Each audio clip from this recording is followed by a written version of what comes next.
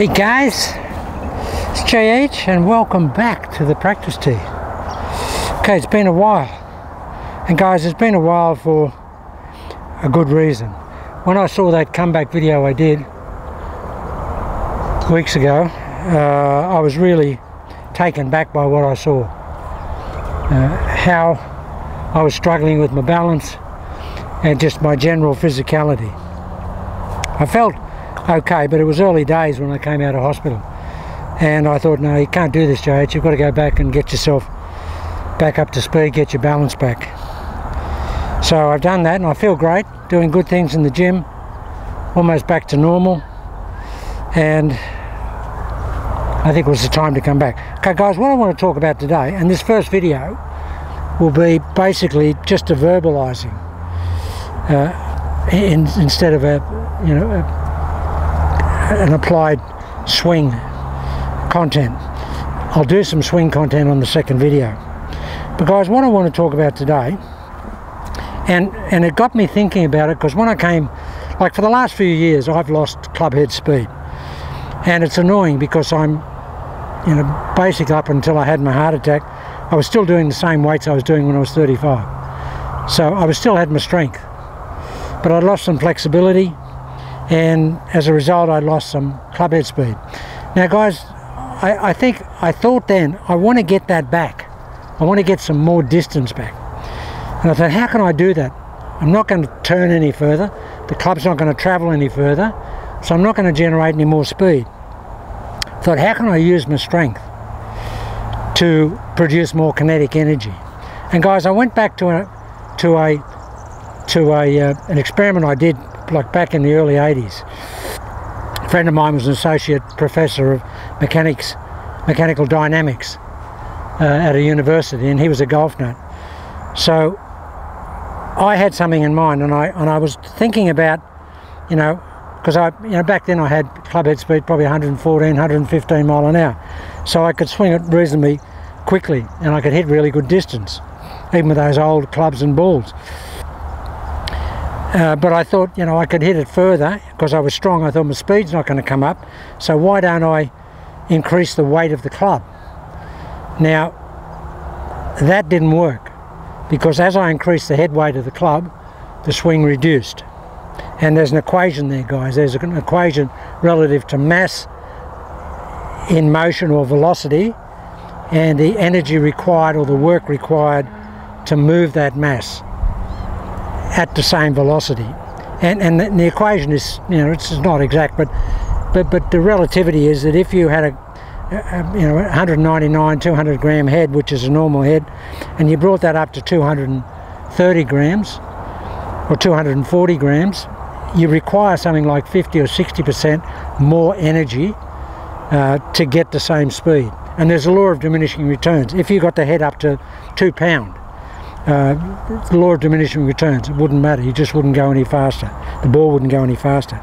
So we worked out a test, and I got 2 bowling balls, one 10 pound and one 14 pound, and we made up some stemp meter ramps like they use for testing the speed on greens, where they have a ramp and as a ball runs down it, and when it comes off, that's the speed of they measure the speed, and that's the speed of the green for the day. So we made them wide, and we had one, and we had a urethane block that was it wasn't solid, it had some flexibility in it, and we put a pressure energy recorder in it back to a readout screen, and what it was, that pressure reader was designed to give out impact readings, velocity impact readings and kinetic energy. And what was interesting, guys, we had the block out at about 8 feet or something like that, can't remember exactly. Anyway, we rolled the ball down, and we rolled it down to and rolling it down that stemp meter at that distance, it's not direct gravity, but gravity is having an effect clearly. So, and we know that if we have a 10 pound ball here and a 14 pound ball here and we drop them, they hit the ground at the same time. That's just the effect of gravity. And if you had a feather here and dropped a 10-pound ball, the feather would take longer because of air resistance. But the air resistance is the same on those two balls. So what we did was we measured the impact velocity and the pressure and the kinetic energy that was developed by the 10-pound ball and how far it moved the block when it hit it. And then we fired down the 14-pound ball. Now there's 40% difference in mass at the same velocity. And guys, it was interesting. There was significantly more energy and kinetic energy applied to the block, and it moved the block further after impact. So the light went on for me there.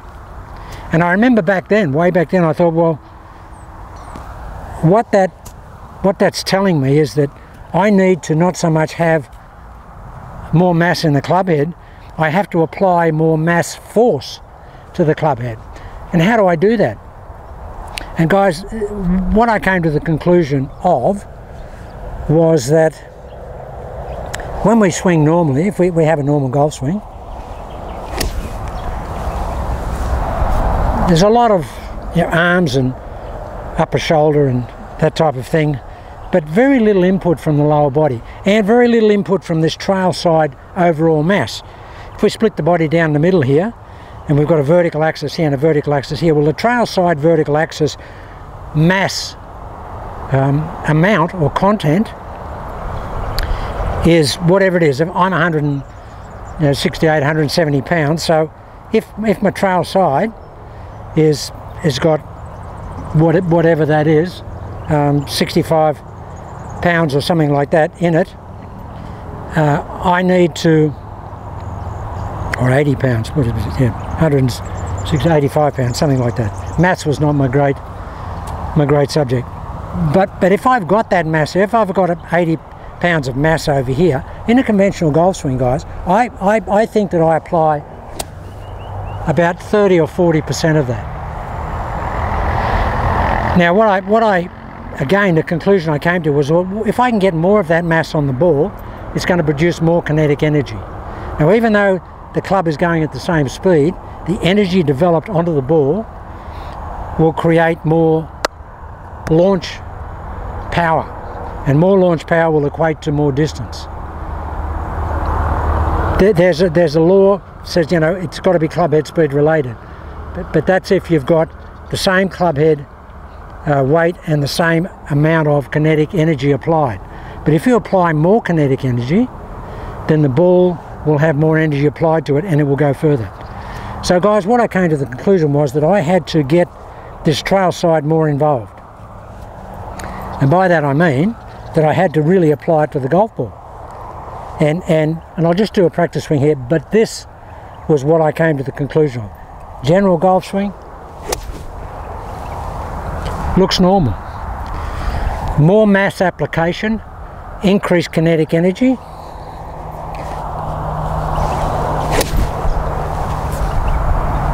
You know why I'm going pirouetting there and auguring myself into the ground? Because there's more energy there. There's more mass being moved with more velocity. I'm just applying this mass here.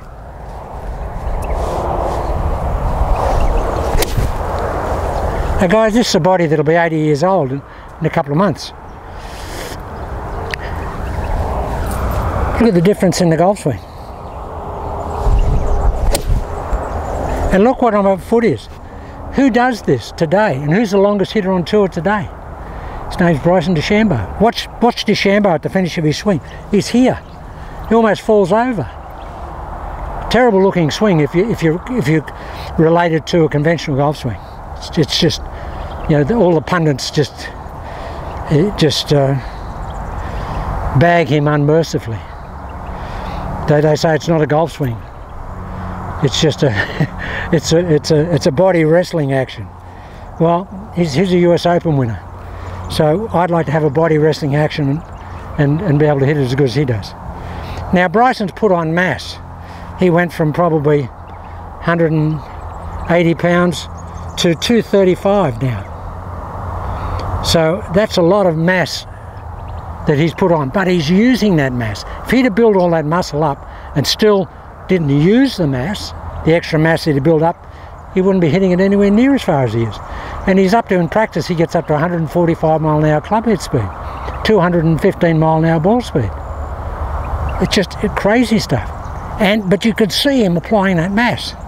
So the whole point of this video, guys, and the explanation is that no matter who we are, but particularly for people who are, you know, 40 plus or 50 plus, but even young people can do this.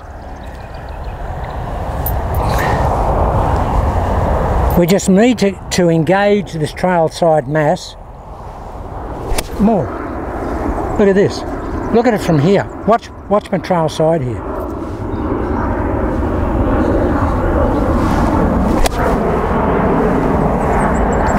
Look at my trail foot. It's here. Conventional wisdom is here. That's stalling up the trail side release. If your trail foot's there, this trail side can't release. At impact. It might release after impact, it's no good to you.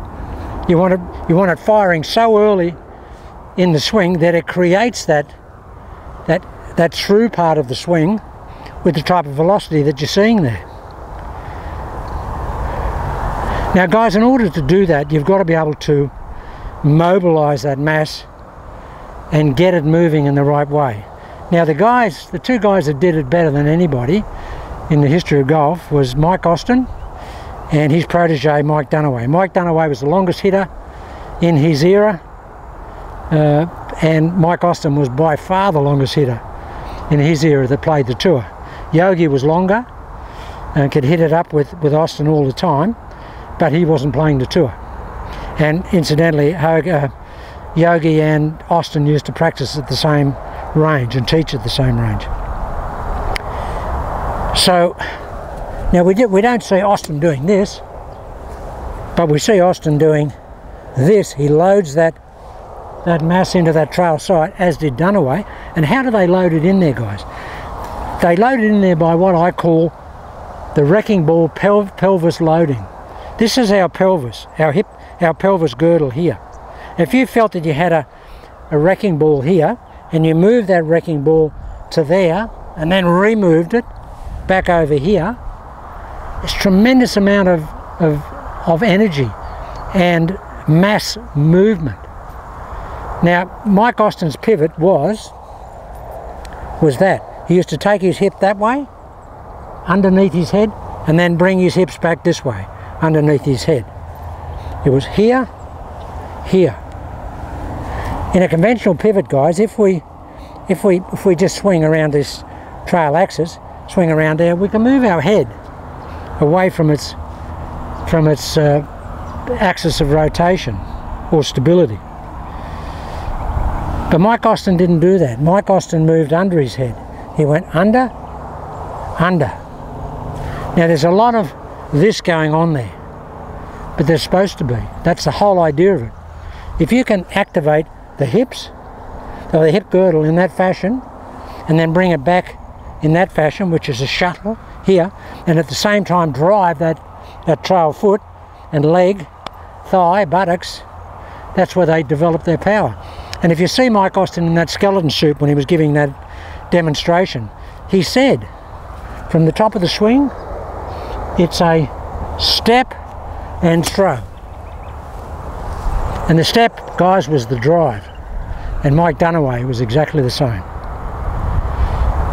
So the base message is here, guys, we want to improve the utilisation of the mass here. And it's pretty hard to do that with a conventional pivot. If we just do that and then fire ourselves, it could be disastrous, because we'll have so much stored energy here that unless this lower half is starting the downswing, we can get outside and over the ball. But if we take the hips back in this fashion here, or the hip girdle back in that fashion there, and bring it this way, we can hit as hard and as early as we like. And we cannot get over the ball. You just can't. But any golf swing, as long as you start with the lead side first in the golf swing, you won't have any trouble with the trail side coming over the ball. That's even in a conventional golf swing. But in this swing, it's vital because once we've got all this mass loaded here, like this, we've got to get it. See what happens as soon as I move that hip girdle, guys, and I shuttle it like that, here, look what happens to the club. If I go load, here, it backplanes the golf club. Now I'm going to do a few videos today, at least 2, maybe 3. But in this video I just want to do the explanation, and I'll do some co-explanation in the next video, but I'll hit some balls. So the general gist of this, guys, is that we want a pivot that looks like this. We want our hip girdle doing this, here and then here. But the down one is activated by the driving of that trail foot, that trail lower leg, upper leg buttock as hard as we can. In the backswing it's a load up, so there's no drive off that. There's just a mobilisation of that lead leg. It's a mobilisation into the trail side here and keep going. Now if I can do it at my age, okay, you've got to have a degree of flexibility. I've got a degree, but not a great amount. And you know, you have to have a reasonable amount of strength to do it. But everybody's got X amount of strength and everybody's got X amount of mass. Whatever mass you've got and whatever strength you've got, you've just got to utilize it to its best potential. And guys, what we're talking about here is potential energy. What we can store and what we can deliver. That's the potential energy. Okay guys, that's the basic story, and I'll tell you about the actual action of the hands in the backswing as well when we come back in the next video. Okay, just a quick recap. We haven't got this type of pivot. We've got this type of pivot. Here, here, here. And in the down, when we shuttle the hips that way, we drive as hard as we can with that trail leg. And I'll hit some shots and you'll see how hard I'm driving and where I'm finishing. But I'll do that in the next video.